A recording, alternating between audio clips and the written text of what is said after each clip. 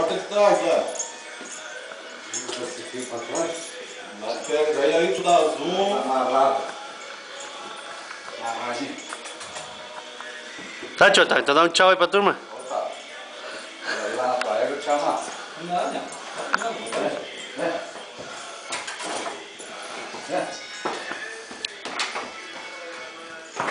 Filma 1h30, tio Otávio. Rapaz, ela filma horrores. É pra ser 6 horas. Ô, Tasha, manda um beijo pra nega véia. Ô, nega velha, com saudade. A nega véia me bate que eu apaixono. Nega velha tá só no pirão. Estão detonando no virão. Nós aqui só com essas éguas. E o burrichão, né? E um burro. Então, vamos aprender a não jogar teu corpo.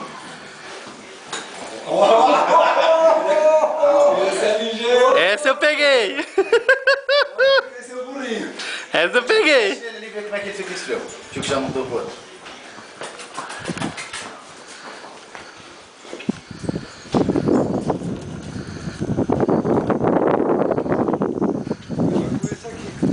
Nós temos um puxador muito feio para nós sair na filmagem.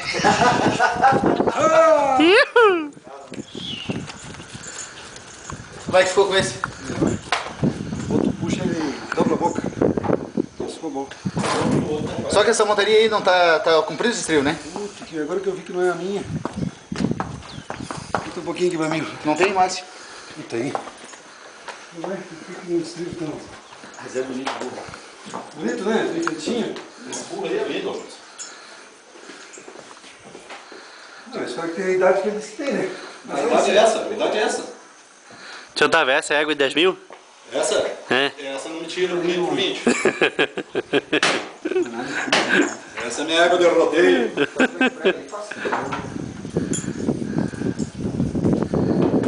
Uma janela aberta, janela. Não, eu travei lá.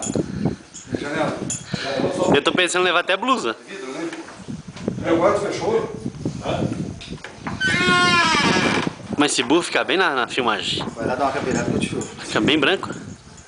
Tá bom.